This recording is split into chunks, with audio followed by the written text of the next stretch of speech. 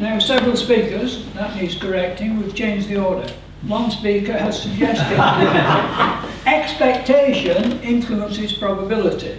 Now, he was a very influential speaker, but this is not a statement of fact. Let's say it's a hypothesis. And I'd like to carry out one or two experiments with you, very simple experiments, to see what we can make of this hypothesis. Right. In fact, let's start by really getting down to earth and being a bit more focused. Whose expectations influence the probability of what? Let's be specific.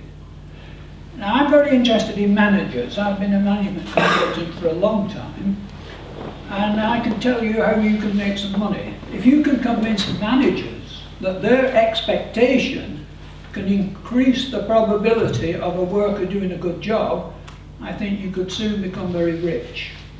So I'm thinking managers and workers, and we might do an experiment to test this hypothesis. If you don't understand the word no, just ignore it. The expectation of the manager cannot influence the performance of the worker. That's the specific hypothesis we're going to test. It's a simple statement. It may be true or it may be false. I'd like you to join me in doing the simple experiment. Right. Now, we need a manager and a lot of workers. So I'll have to be the manager. I'm not saying I'm well equipped for the job, but obviously it's got to be that way around. We can't have 30 managers and 1 worker.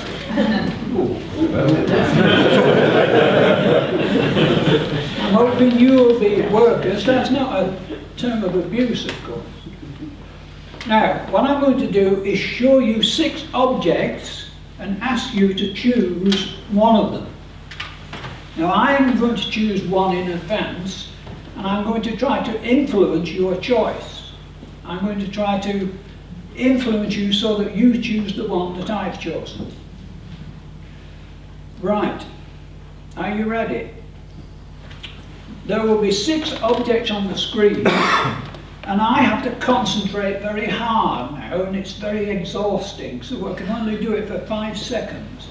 You will see these 6 objects for 5 sessions. Choose one.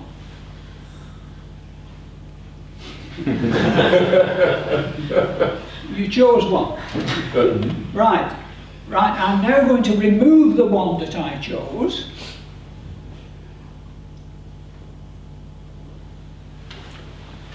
Did the one that you chose, is it now missing? Oh. That's spooky. I suspect that the differences between these objects are so small you can't cope with the differences. Am I right? This is an advanced experiment. Let's go back to the simple experiment that I used to use. I'm going to show you 6 objects which are obviously different. And you're probably familiar with playing cards.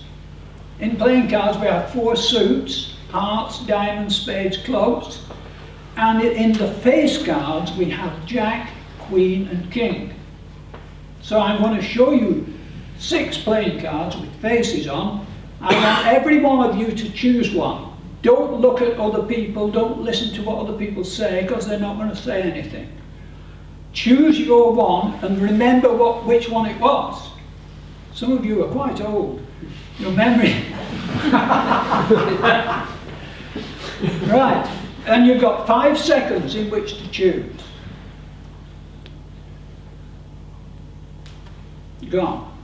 Right, keep that card in your mind, the one you chose. I, of course, chose one in advance, and I was hoping to influence your choice so that you chose the one that I had already chosen. Right, now I'm going to remove the card that I wanted you to choose. Well, I'm only going to let you see them again for 5 seconds, so concentrate hard. Ignore other people. Oh, so we don't want those on. Right. Now, I was going to hand out a sheet, an answer sheet for you, but I don't think we need one.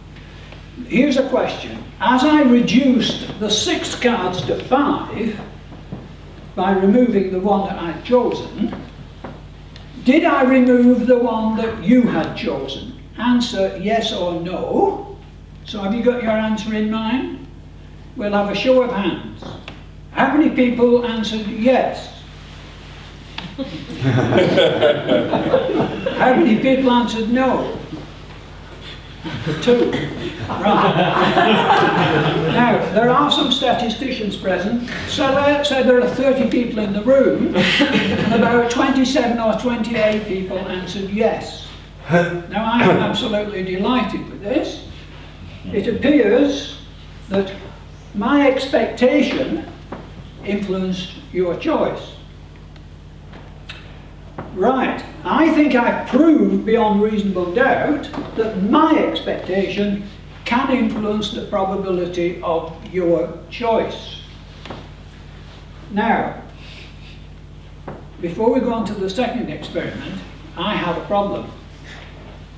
If I exerted power over you, I want now to get rid of this. With power goes responsibility. Soon we're going to leave this room. When you walk in the street, if you have an accident, don't blame me. I don't want an email from your lawyer. So I'd like to break this bond that we have established. So when I click my fingers in a moment, I will forget the card that I chose. And I'm asking you to forget the card that you chose, and then my influence over you will cease. Good. Thank you very much for your attention.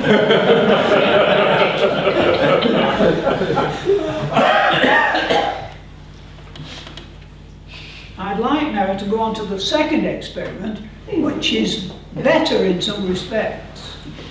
Here it is. Can we have another meeting on the role of cheating in testing knowledge? Yeah. Right. Can your expectation influence your probabilities? I think this is more important because...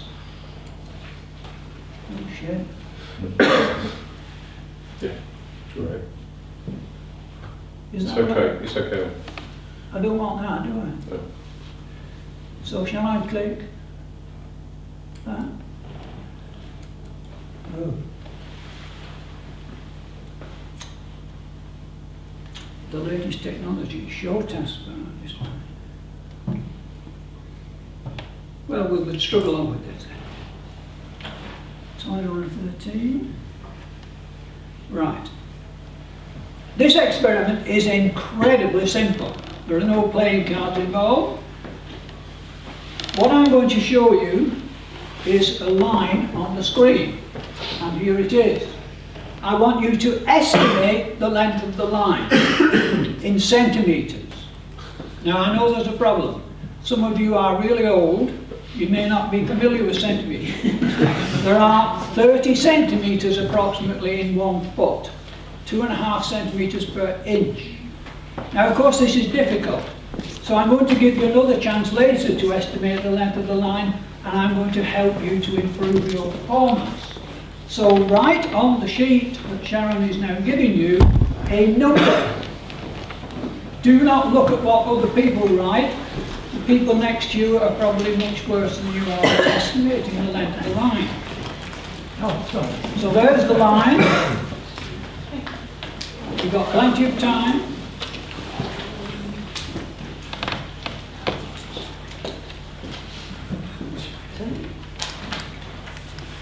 In centimetres. Should be missing one.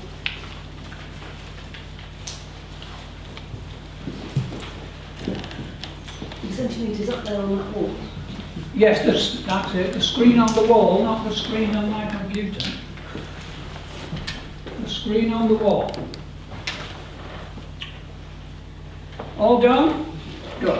Of course, it's a very difficult task. You don't expect your estimate to be very good. Right, you've recorded it in the box. Now I'm going to help you make a better estimate of the length of the blue line by adding 2 red lines, and I'll tell you how long the red lines are.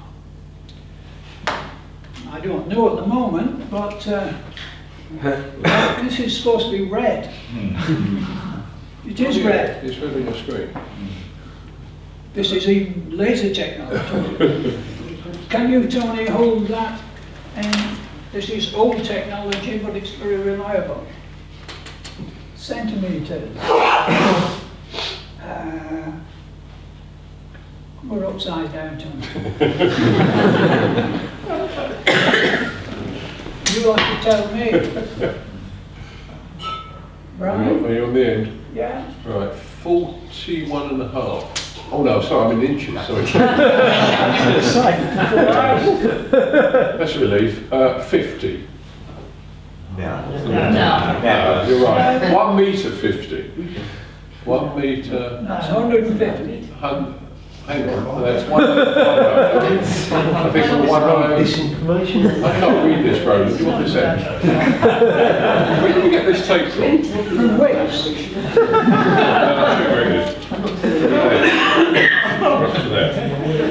One metre 50. That's 105 centimetres. And the little one? Tony has a PhD, so he was in millimetres. And the little line? Do you do So- that one? Yes, we'll do the other one. Do Don't put the ruler near the blue line. Ah! What do you reckon? About 80? 8 or maybe 9. So this is 8, this is 105, the blue line, if I might state the obvious, is somewhere in between.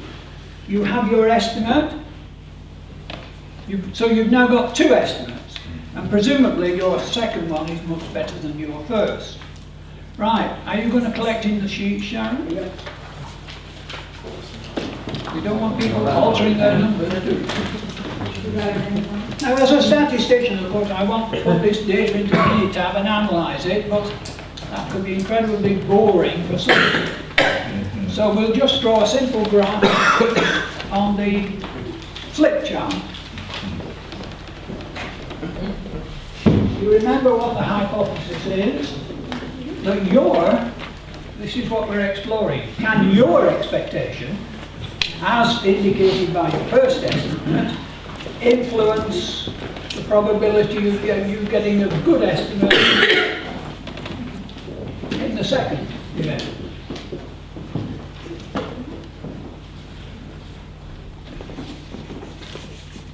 Well, that's meant to be a straight line. My hands are rather shaky, I'm not alcoholic, it runs in the family. I'll start again. Perhaps Sharon should draw the straight line. I'll read the numbers. And you're not going to saw me in half, then? No, no. Oh, shame.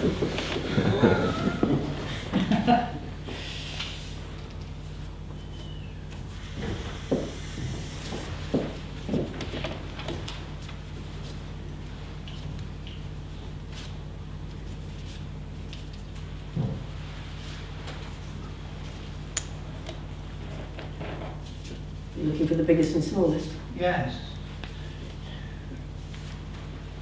First lesson, draw your graph. Look at the scale. Some very good estimates here.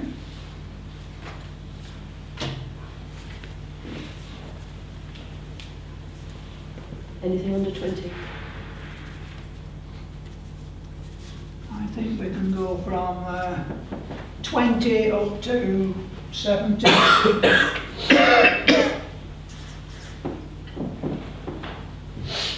Oh, excellent. Everything's under control.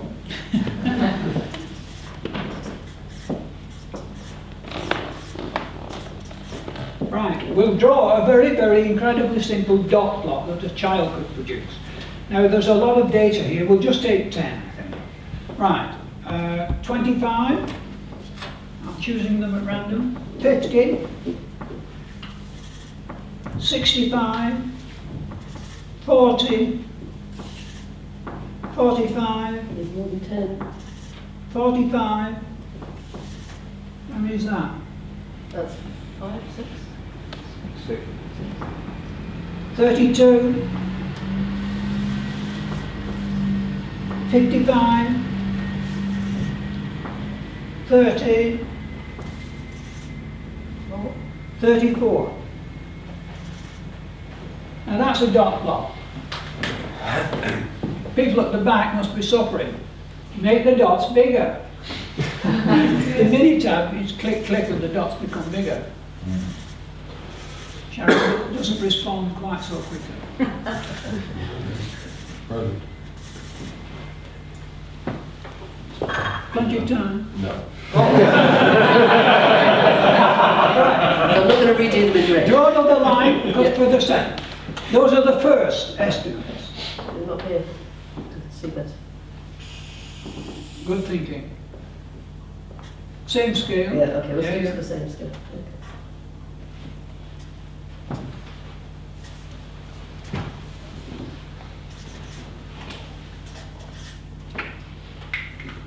Are you ready? Yep. Go. 32,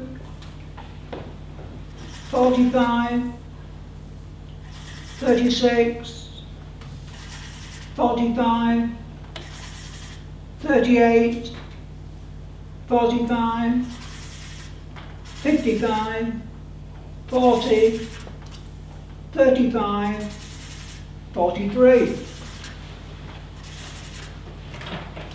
Right. So these were the first estimates, which are widely spread, because you aren't very skillful at this. With some assistance, there is much less spread here. Now, the question, well, before we do anything else, I think I'll leave you out of this. I think you should. Measuring a line, half in centimetres and half in millimetres, was not a good idea. So I would say that is 41. So perhaps you could draw a vertical line at 41. Right, everything in red. In red, excellent. You said entirely unrehearsed. Right. So there were long deviations from the truth, but the average of these, of course, must have been quite close to the truth. You have shrunk the variability and you've got closer to the truth. But the question is, this person, where did his or her dot move to? Did it move to there, or did it move to there, etc.? Obviously, comparing that with that, you were influenced by the red lines on the screen, which aren't really red. Right? So your second estimate was certainly influenced by the help that I gave you. But was your second estimate influenced by your first estimate? We could draw a line from here to whichever is the corresponding point up here. Or, I'm not sure Sharon would go with. She will now give you another graph, which statisticians like, and all managers should, but don't. This will be first. All right.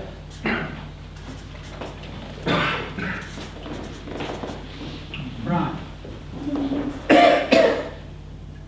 Excellent choice. I couldn't have done this as well myself. Shall we have it the same scale on the vertical axis? Absolutely. I used to badger my younger colleagues, letting computers Yeah. fill an A4 screen with a graph measuring two things the same. Make it square. Yeah.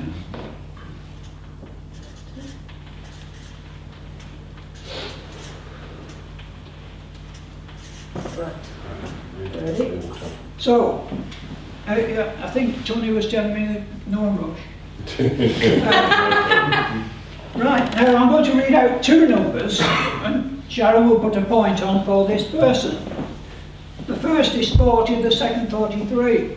Ah, excellent. Let's make it easier. First is 30. No, the first is 40, First is 40. second 43. The first is 25, the second 35. The first is 50, second 40. The first is 65, the second 55. The first is 45 and the second is 45. The first is 45 and the second 38. The first is 34 and the second is 32. The first is 55 and the second is 45. The first is 32 and the second 36.